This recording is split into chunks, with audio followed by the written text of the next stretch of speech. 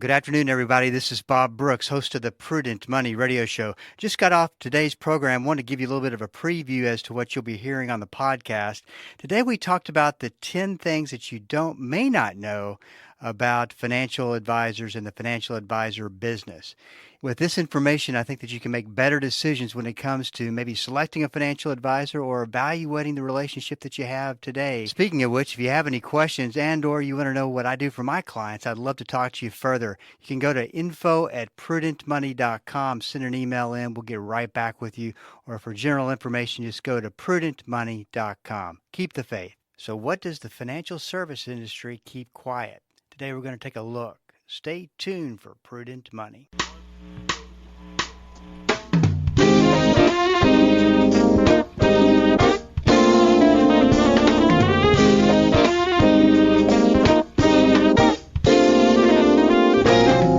Good afternoon and welcome to the Prudent Money Radio Show. I'm your host, Bob Brooks. Thank you so much for joining me today. You know I do appreciate it. Well, if you got a question for me, you can always go to the website at www.prudentmoney.com. There you'll find two different resources available to you to get your questions answered. The first one is the Ask Bob, and we've been doing that email service for decades. And enjoy getting your questions and answering them in that format.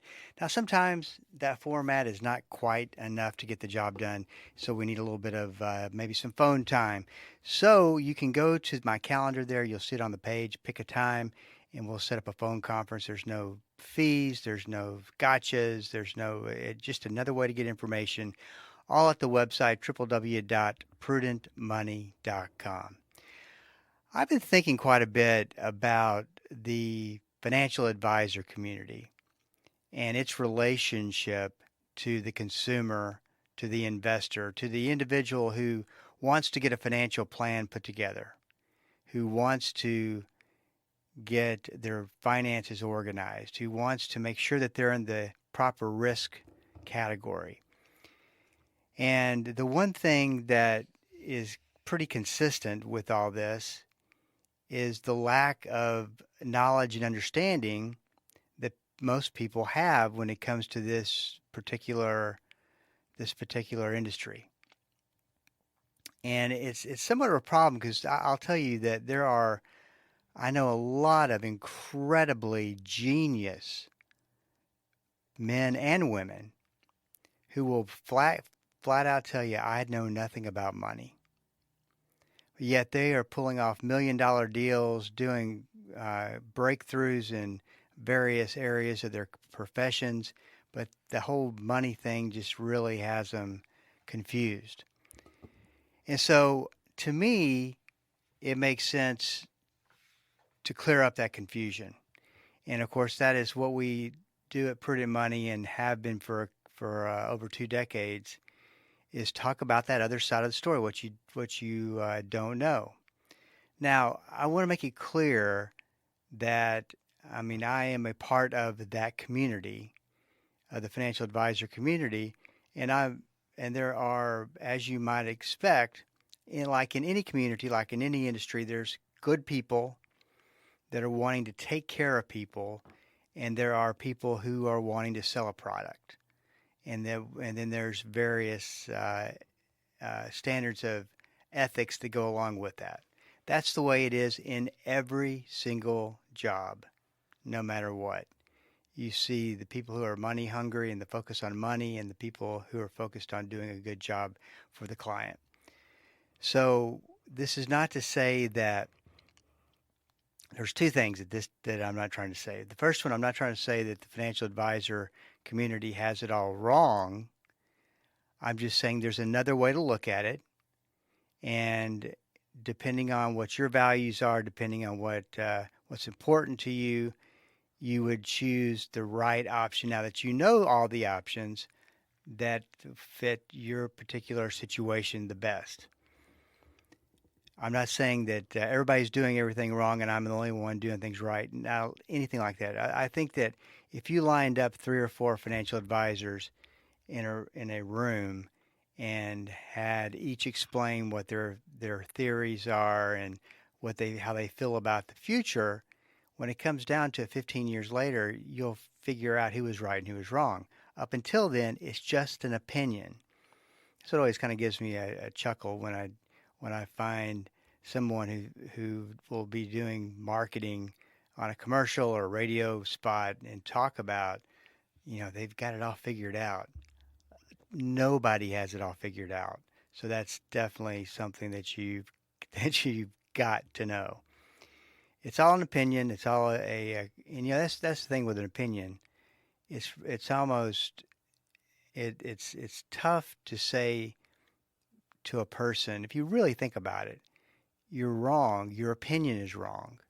It's just an opinion, no more than your opinion is, until it's turned into a fact. And when it's turned into a fact, then you can associate who is right and who is wrong. So just keep that in mind. But my disclaimer is this is purely educationally based information telling you the things about the industry that you may not know. And I would suggest that the process, if you're in that process right now, or you're thinking about switching a to another advisor, this whole process of understanding, this whole process of asking questions, asking the right questions. I was talking to somebody today on a call, and he said, I like to do my research and I like to get an understanding, so I ask the right questions, and that's what this is all about. I think you should give anybody the opportunity to explain their processes, and then it's up to you to determine if you are comfortable with the approach and the person that you're talking to. Very simply, that's the way that it is. Once again, if you have any questions about what we're talking about today, prudentmoney.com is where you go. The first one is advisors are not independent. Most advisors are not independent. Now, it's important to understand what that means. As far as my practice goes, I'm completely independent. I don't answer to anybody except for my clients. And I make decisions whether they're good or bad, and I don't have anybody reviewing those decisions. Obviously, I have a whole ton of regulations that I've got to follow, rules I have to follow, and the various regulators make sure through the process of an audit to make sure that I am doing what I'm supposed to be doing. Other than that, I don't have anybody that is standing over my shoulder. If you're not independent, you have a whole culture, company culture, firm culture that you have to follow. You have to follow the rules that could be additional, that are generally based around sales forecasts and sales projections that a manager may be pressuring the advisor for to make your numbers, and I think that puts an advisor in a bad spot, because you like to think they would do the right thing, but they could be just selling something to sell it to get numbers. Hoping that's not happening, but it's just like with anything else. Sometimes human nature takes place. So the company culture also is very restrictive in what the advisors can and cannot do. That's sometimes a good thing, and then sometimes that can be restrictive to the point that it's not good for the client. But it's just important to know that, independent or not independent. Number two, some advisors can only provide their products their company recommends. And this is probably something that you wouldn't know unless you were to know to ask the right questions. A captive advisor or captive agent is one that can sell and recommend only the products that are associated with their companies. And that's it. Versus the other option is that you go and you deal with somebody who can offer you anything on the market. So there's really nothing that they can't recommend for you. And even then, even if you have kind of an open platform, then anything that is added to that platform, your sales manager and management team would have to approve that to be on the list of investments that they can recommend. So there's some real restrictions on captive agents. Now, here's the way I look at that. It could be that they have one of the greatest programs and the greatest products that you've ever seen, and you really like it, and you feel very comfortable with this individual, and you think they'll take care of you. Then maybe you go forward with it without doing a comparison. With a captive type situation, it often makes sense to do a comparison, and it might be that the numbers are real close, and you pick the captive agent instead versus the person that you're getting a second opinion for. But and then it brings me up to one other thing: never hesitate to get a second opinion on anything. I think it's extremely important to do that so that you know exactly, once again, what your options are and what makes sense. Number three, not all advisors are following the fiduciary standard. Fiduciary standard is an interesting concept in our business, and it has really been highlighted in a lot of media and particular news articles. The fiduciary standard is simply, and I always feel kind of ridiculous reading this just because, or talking about this, because it should be that everybody is putting their clients' first best interest ahead of themselves. But that's exactly what it means. If you are following the fiduciary standard, you are recommending that which is suitable, and you are putting your client ahead of your own goals and desires. You're doing what's right for the client. I've had to follow the fiduciary rule for years. There's still some that don't, or very, very light one, but as long as they fall into what's called the suitability rules, they're okay. Suitability rules, if as long as it's a suitable investment, then you've done your job. Well, if you look at a person's particular situation, there could be 50 suitable recommendations because they're so broad in scope versus a recommendation that is not suitable because it doesn't fit their particular individual goals. So you have to be able to know the difference between the two. So it's important just to ask if you're a fiduciary or not. This is Bob Brooks. We are up against a break. Stick around. I'll be right back.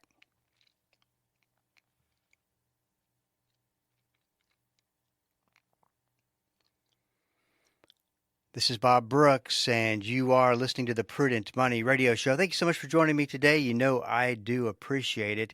Listen, if you ever want to hear this program as far as in a podcast format, we download the program with the recording of the each day's program and put it out on your whatever site that it goes on all of the sites, whatever site that you consume your podcasts on. So just remember, you can always download that. I know a lot of people do that, and get a lot of nice email or text from people saying that they like the podcast. So if you get a chance, two things: you can rank it, and hopefully you'll put a good word for us in on that podcast. And second, it's there for educational purposes and can be found, like I said, on any of the podcast platforms. Okay, so let's talk a little bit about. We were talking about what the fiduciary standard is versus suitable. What's suitable, and the fiduciary standard is the higher standard. So you want to make sure that your advisor is under that fiduciary standard.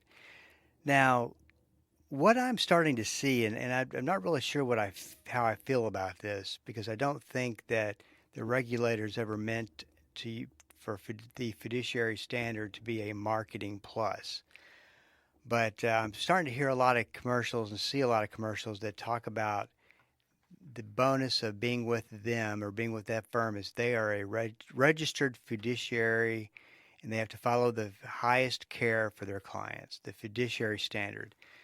Well, the way I look at it is we're all under that fiduciary standard to begin with, and we should be following the highest standards, and shouldn't have to tell people.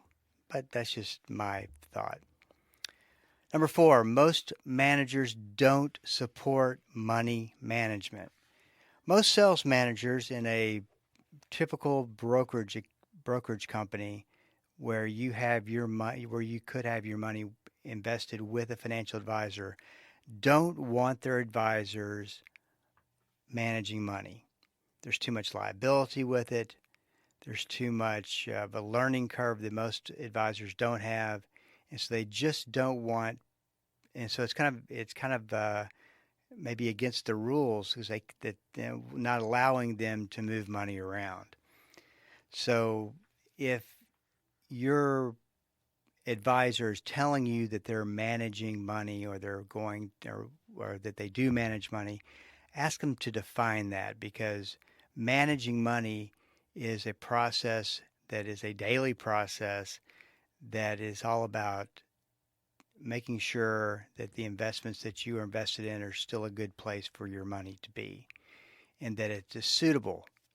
Remember, it always comes back to the suitability. If they're not doing anything, then but there's not a whole lot of money management going on, and you need to know that. Which goes to number five, are you going to be okay with a buy and hold as a rule, and or versus an active management strategy? Which one does it come down to? And there's a big argument on each side of the table on which one's the best and all that kind of thing. I'm not here to get into that. Just know that it's really one or the other. And then probably in the middle of that, you could say that if they go in and reallocate, or maybe reallocation, moving, making sure that your allocations are on December 31st back to the same place they were January 1st, if that makes sense. But like I said, there's a lot of opinions both ways on that as to if it makes sense or if it doesn't make sense. If you ask Pop Culture Finance, you should always buy and hold as a rule. I don't agree with that, but that's what they say. In fact, I saw an article. I was trying to find it a second ago, but I can't remember where I filed it. And this article talked about an advisor was talking about how the industry, if the market goes down in a bear market and everybody is losing money, then it's kind of one of those things where you're in good company because everybody's in the same boat that you're in. However, if you're managing being independent and you make mistakes, then that's the kiss of death. So it's one of those things where you could lose clients, I guess. You could lose a lot of things if you went out on your own and managed money and were wrong, versus didn't manage money and you lost 50% of your clients' money. And that's what you're kind of up against when it comes down to the buy and hold as a rule. Number six is don't believe in or don't know how cycles work. I've talked about this many times. In fact, I'm thinking about putting together a webinar to really dive into this because to me, this is the problem, is that most advisors don't have any idea how cycles work. And it's very simple. If you imagine a circle that goes round and round clockwise, and you get up to the top about 12 o'clock and you start heading down, that would be a bear market. At the very bottom at 6 o'clock is when you start to recover from that bear market. At 9 o'clock, you're recovering. You're in a bull market. You go all the way back up to the top to 12 o'clock. Then it starts back down 1 o'clock, 2 o'clock, down into a bear market again. That is how markets have worked from the late 1800s to today. They run in cycles. And I doubt that that's going to change. It's important because it's so very important that an advisor who's managing money can tell you, I believe we are at this point in the cycle. And there's a lot of clues and things you can look at. It's like today, I believe that we're at the closing in on the top of the circle and we're right at 12 o'clock, meaning that we have an entire bear market side of the circle to go down. And we'll see if that holds true, but that's what I see. The next one is number 7. They are not managing your money; they are leaving it alone. That's the thing that this is kind of from off of one we've already talked about. But this is, the client assumes that the advisor's managing risk for them or managing their money or looking after their investments when they're really not doing anything at all, because they're they're they're really not charged to do that. So it's important to ask questions like, what will you be doing with the money to protect against risk? What happens if a bear market comes along? And you got to be really comfortable with the answers to these questions. And it's a conversation that you definitely want to have and make sure that you have. Number 9. Are they a salesperson versus are they someone who knows their craft? Let me speak to the person who knows their craft. That individual sits down and listens and asks questions and spends pretty much an entire first appointment time getting to know who the client is, who the prospective client is, getting to know what goes on in their life, what's important to them, what their goals are, where they are today, how they feel about risk, and getting a good profile, being able to put a good profile together to base your recommendations off of that profile. And that goes along in the lines of fiduciary standard versus a salesperson. And once again, I'm not saying that all financial advisors are salespeople. I know a lot of great financial advisors who are in different types of setups than I'm in.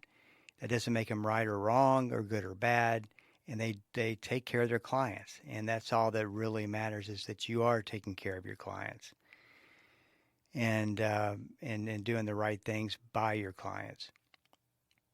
But like in anything else, there's people who are motivated completely 100% by investing into the highest commission product or doing things that that take care of their financial situation and really are not the best financial recommendation for your client.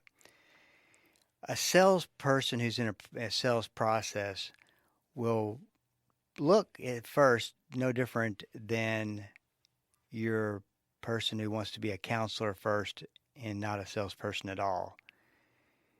And so the individual sits down with the advisor who's a salesperson, and then he or she asks a couple of questions, and then from there they're already pitching a product that there's no way they could even know if that product was suitable for that person or is a good recommendation.